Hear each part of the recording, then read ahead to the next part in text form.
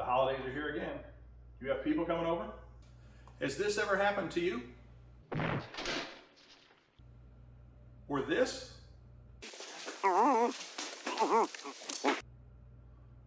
What about this? It's frozen inside. Do you hate dry turkey breast? Is the thought of cooking a turkey that people would judge you on nerve-wracking? Oh, come on. What is that? Are you scared of an exploding turkey? Or a turkey that's going to burn your house down because you're trying to deep fry her? Do you just prefer the traditional roasted turkey? Guys, I've got one secret that's going to give you the best tasting, juiciest turkey you've ever eaten. And basically that secret's pretty easy. But it comes with rules. Okay, I'll talk. The secret is to cook it upside down. There's a couple other things you got to do to go with it. Stay tuned. I'll show you how to not only cook it upside down, make the juiciest tasting turkey, but I'm going to show you how to infuse some of that flavor into the meat, not just on the skin.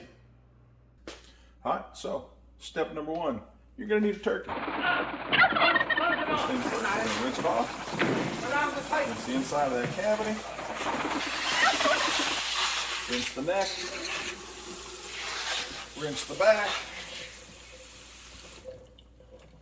And we're going to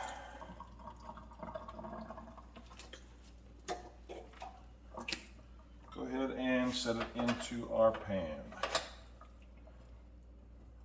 Make sure you clean the cavity. Number one, get all that stuff out of it. This is for you, Eddie. We're gonna drop that down on the bottom. That's gonna help that gravy. Here are all the aromatics that we're gonna put into the bird and around the bird.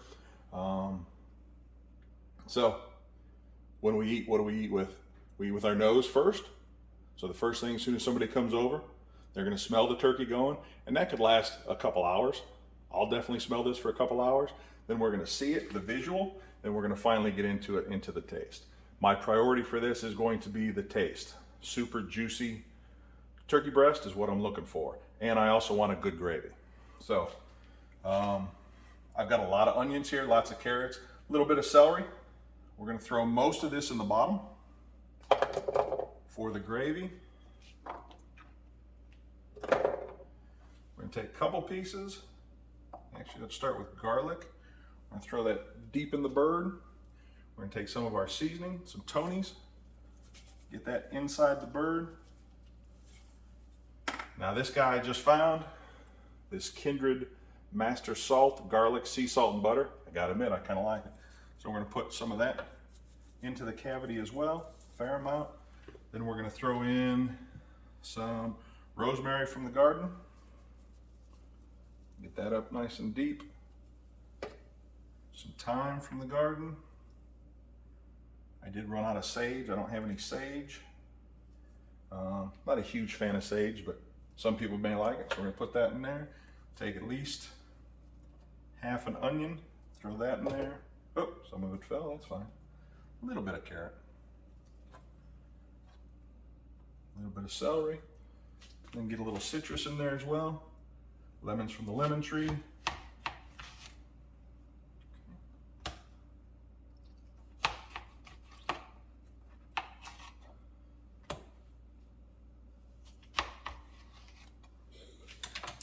Throw 1/4 of that in there. That's good. And throw the other 3/4 around for some gravy. Throw a little bit more. So we got a 24-pound bird, so we've got a fair cavity to stuff. So I'm gonna throw a little bit more garlic in there. Okay. Now, that's the cavity, but don't forget, I'm gonna take a little bit of this, one of these smaller ones, and we're gonna put it up into the neck side as well, because it can't hurt. Now, is any of this actually flavoring the meat? No. This is all for the smell and for the gravy. Now, I've got so many onions because I'm not a big fan of using flour or cornstarch. I will if I have to. I like the cornstarch better. But I'm gonna cook these down into the pan, and I can take the onions, the celery, and once they're cooked, after the bird is resting, when I make the gravy, and I'll show you how I do that, I put all these onions in the blender, all the celery in the blender, and I use that as a thickener instead. And obviously, a whole lot of onion flavor. Throw some more carrots in the bottom, throw them around. A little bit of celery left. And we lost one. And some garlic. Throw some garlic in the corners. Spread that thyme around.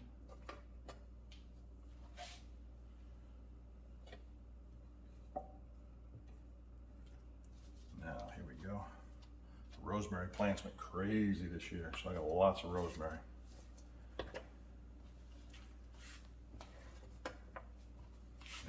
I'm a rosemary fan, I'm a garlic fan. If you don't like it as much, then don't put as much in. Now, here is the secret.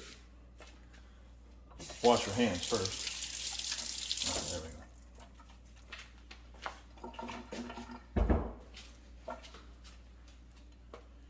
We're going to take paper towel, pat the bird dry as much as we can. Powder. Take some Tonys, spread that all over the bird, nice and thick.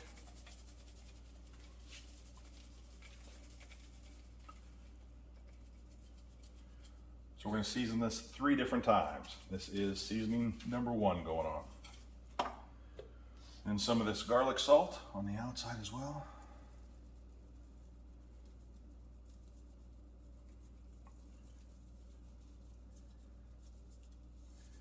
And not that I need more onion, but we made our own caramelized onion powder. Ran out of onion powder, so I made my own. Caramelized it first, threw it in the dehydrator, and it works great. And gives us a little bit of a sweeter flavor to it. So here's the crazy part. I learned this in high school. One of the very few things, it's weird how you remember certain things in high school. Home ec teacher in high school said, you'll never get a better, more juicy bird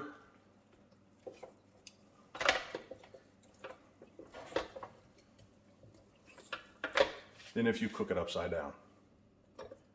Take these wings, turn it behind. Get that other wing back there. Come on now. There we go. All right, so there we've got the back of the bird.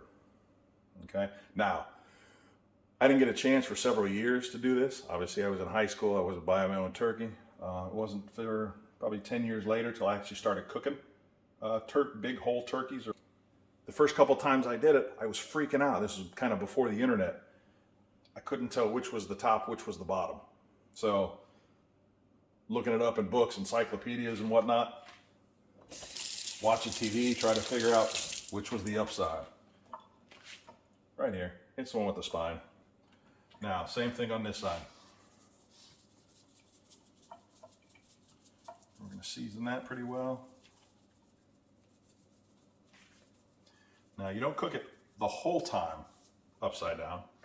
You want to figure out how long it's going to take your bird. So this is 24 pounds. So it says the packaging. This is a honeysuckle white turkey. Okay. It says, I think, between 3 3/4 hours and 4 1/4 hours for this bird. So we'll cut it down the middle. We'll say 4 hours is what I'm expecting.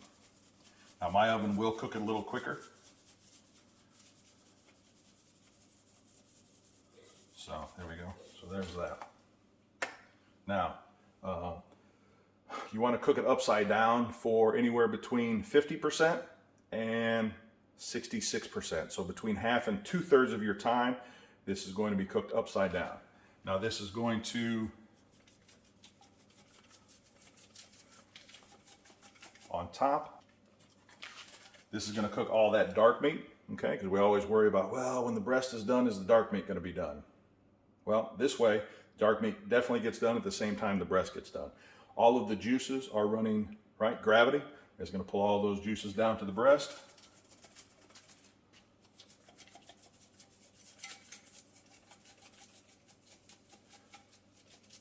And they will just hang out and cook that breast quite well. And they'll stay down on the breast. Between 66% of the time is done. I'm going to flip this bird upside down. Stand by for that. I'll have that done. And well, actually, that'll be the second seasoning. So I'll have the other Tonys open and all prepped and ready to go. I don't remember if I did this, but we'll do it again. Now, I don't want this to burn at the bottom. So I'm going to throw in a little bit of wine. If you don't like wine, you can use chicken stock. I prefer a dry red wine for this. So this one is a Chardonnay. I'll use 1 cup, right? One of these little things, 1 cup. I'll use 1 cup in the bottom now. Let that cook out. And then I will use, when I make gravy, I will pour a 2nd cup in, depending on how much juice I get. But with a bird this size, I'll probably use the full 2nd cup. All I'm trying to do is coat the bottom so all those onions and carrots don't quite burn. All right, so that's pretty much it.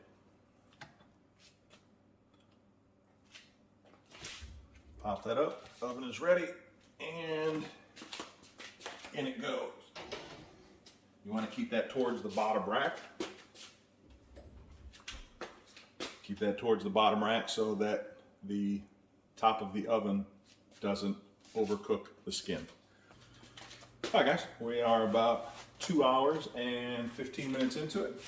Let's take a look, see what we got.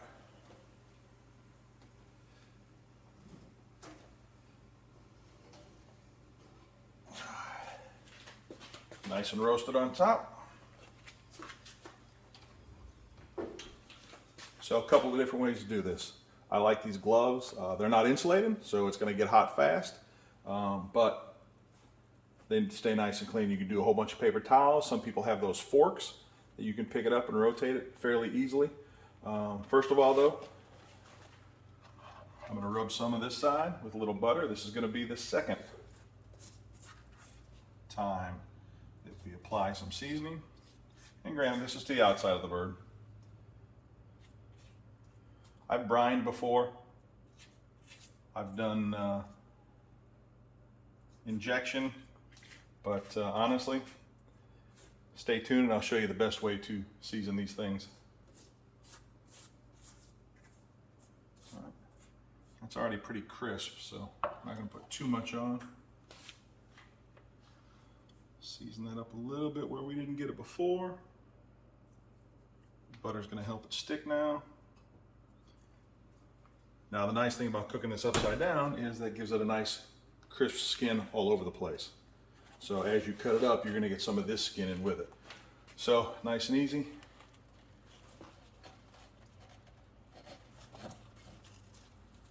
Okay. Pick it up. Sometimes it'll catch a little bit. Come on now. There we go. Rotate it.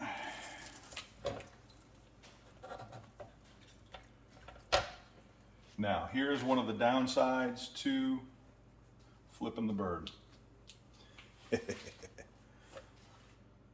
Okay.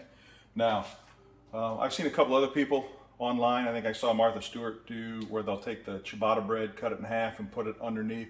And I think what they're trying to do is sometimes the chicken will get pushed through, or you'll get these striations in here. But for me, not nearly as important as keep a nice juicy bird. So after that, get that other glove off.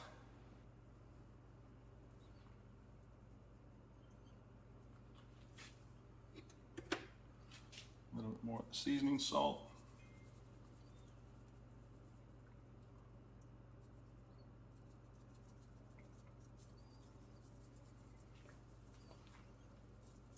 Cool. Seasoning number 2 is complete.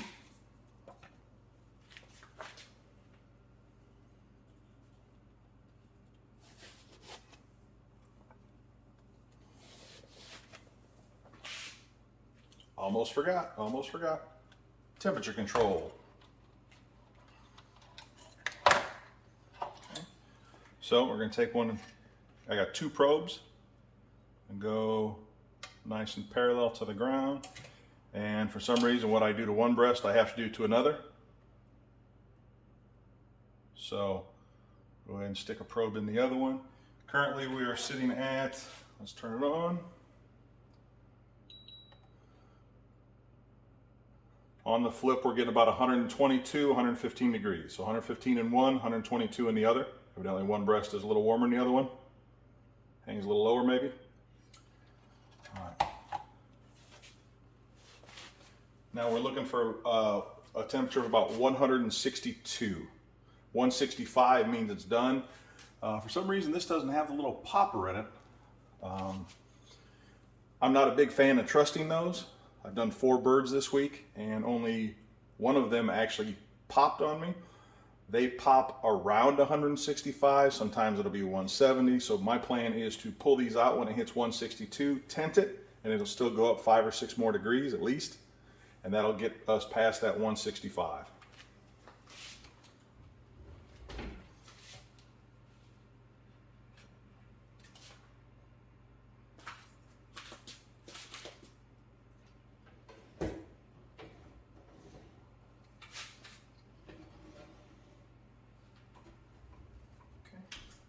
So as you can see, we are 163 degrees, and it looks like both probes have hit 163.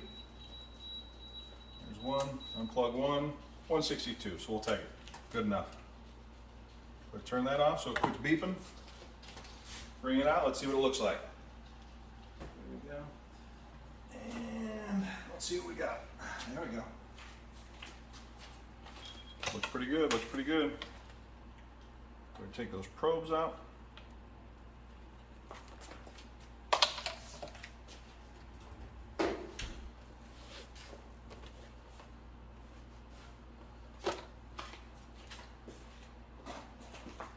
I'm going to take some aluminum foil and tent this. I'm going to tent it in the pan for about about 10 minutes. I'm going to let that pan cool a little bit. Then I'm going to move the turkey over to the cutting board and let it go for another 20 minutes while we start making the gravy. Great.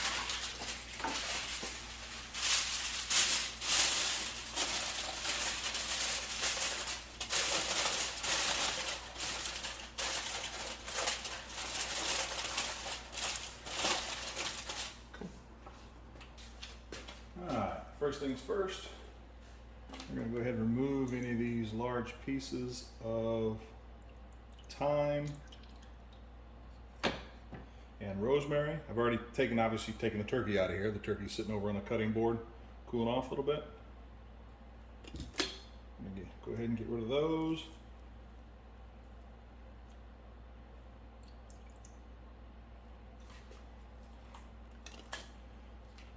Get rid of that turkey neck that flavored this quite well. Woo. Save the neck for me, Clark. Get those lemon pieces out of there. Squeeze all that goodness out of them. 1, 2, and there's the 3rd.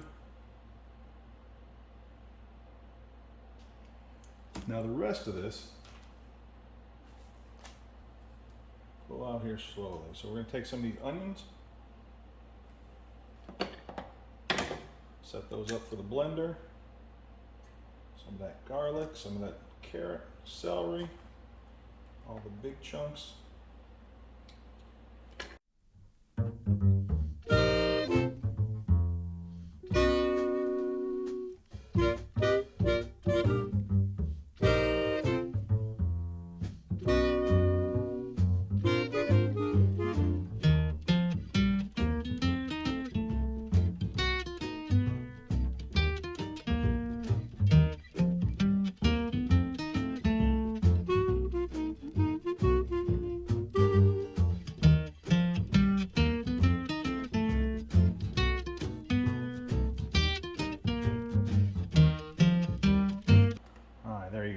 That's what we're going to thicken up the gravy with. All the vitamins, minerals of the carrots, the celery, the onions.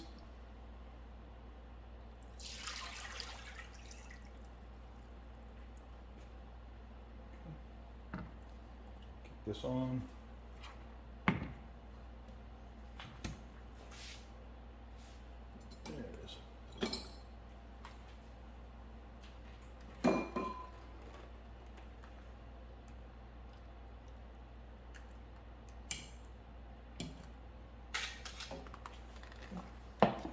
Now we'll bring this to up to a boil, which shouldn't take too long. That heat should dissipate on the bottom of that pan pretty well, pretty quick.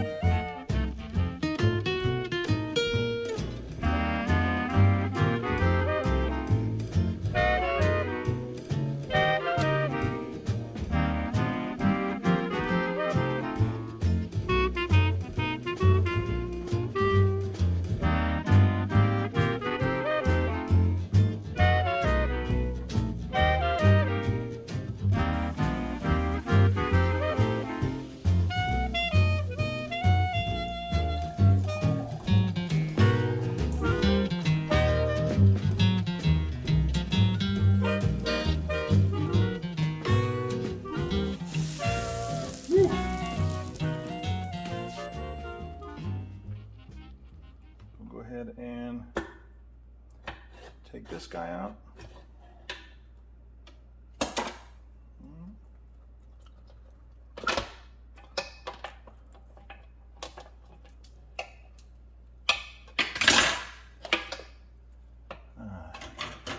Now he's ready to be carved.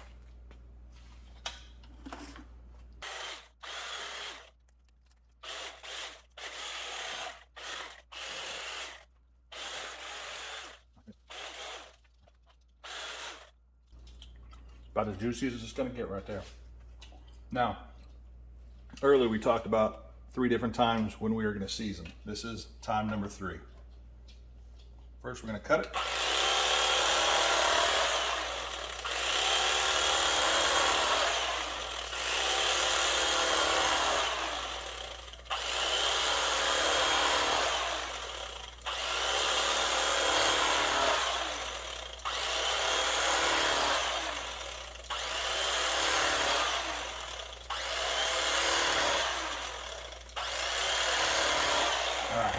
So I'm just going to do one just to show you. So take a look at all those beautiful little crevices we got going on. From here, I'm going to start by seasoning just like that. A little more of that in there. Now, take just a little bit of butter. Make sure you get just a little bit in between those slices if you can. And that is going to take the butter, or take the seasoning that you just spread on there, down into each slice of the turkey.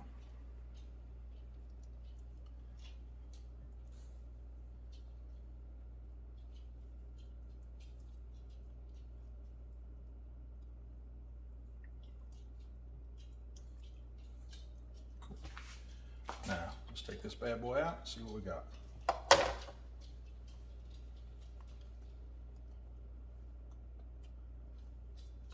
Perfect thick slice. Take a look. Can you see that glisten? See how that's glistening both from the butter, from the natural juice. You can see the seasoning is getting into each slice. So, guys, that's how I do it. Everybody likes to do it differently. This is how I like to do it. Yeah, we got a little crusted on top, but like I said, the breast meat to me is the most important. So I want to keep that. I do like a crisp skin, and this is just fine with me. I'm cool with that. Now take a look. Grab my other